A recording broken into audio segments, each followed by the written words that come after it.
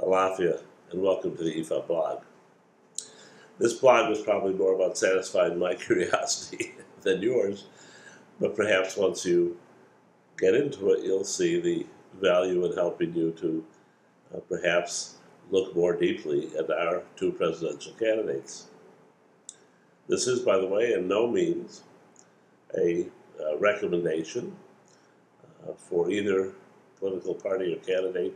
It is simply an example of how the tools of Ifa can be used to understand the personality and the makeup of an individual, as well as the likelihood of future events. In Dividing for John McCain, it was clear that here's a man who is committed to the things that he believes in, and who will have a great deal of tunnel vision and emphasis on seeing that they get carried through. And that is identified by the choice of primary guardian Orisha, which for Senator McCain is Ogun. And Ogun is, by the way, a logical kind of choice when you look back at his life. It is the kind of stoic stubbornness, the tunnel vision that would allow him to go through five and a half years of captivity in a prison camp. But it is also the kind of energy that you see flare up in what you increasingly hear have been, in the past at least, tempers or ability to become very, very annoyed at something that seems to deflect him from that path. And the overall view is of a honest, committed warrior, but perhaps one totally tunneled in his own outlook and agenda. When you look at Barack Obama, you see a far different complex, but one that also makes sense.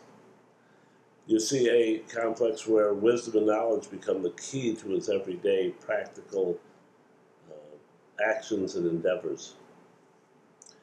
And you see a focus on the kinds of energy from the primary energy that he, knowingly or unknowingly, chose at the moment of his conception, which is to be a child of Oya. And what is Oya about? Oya is about bringing some positive change to his life and to the lives of others. And I must tell you, that struck me as really, interesting, because his whole political campaign is based upon the ability to bring change to the country and to Washington, and is exhibited and is probably in great measure a result of his choice of Oya as his primary energy. And then we came to the significant question, at least as of now, because these kinds of things in 2 months can change. But the question simply was, who's likely to be the next president of the United States? And the indications are that it will be Barack Obama by a considerable margin. It'll be interesting to watch and see those results, but because I can't guarantee those, things do change.